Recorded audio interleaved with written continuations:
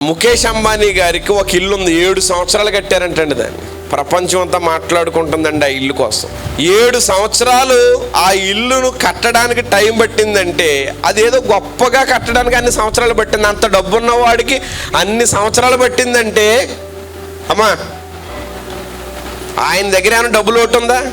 అంత డబ్బు ఉందా? కానీ ఆ ఇల్లు అన్ని సంవత్సరాలు పట్టింది కనుక ఈ రోజున ఆయన ఇల్లు అయ్యి బాబు అంత అద్భుతం అంటే అందులో ఏసీ ఉండదంట, అయినా కావాలి రూములు చల్లగా ఉంటాయంటే అని గొప్పగా చెప్పుకుంటున్నారండి. దానికోసం ఆ రకమైన టెక్నాలజీతో ఇల్లు కట్టడానికి 7 సంవత్సరాలు.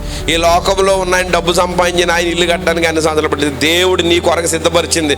కొంచెం లేట్ అవుతుందంటే ఇది గొప్పగా దయచేయబోతున్నాడంట. అది అందరూ గొప్పగా చెప్పుకునే విధంగా నీ ముందు పెట్టబోతున్నాడు దేవుడు. అందరూ గొప్పగా చెప్పుకునేటువంటి రీతిగా నీకు ఇవ్వబోతున్నాడు దేవుడు.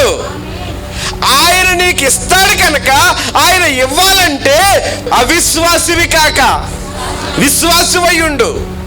అసలు నీకు అవిశ్వాసం వద్దు, అల్ప విశ్వాసం వద్దు.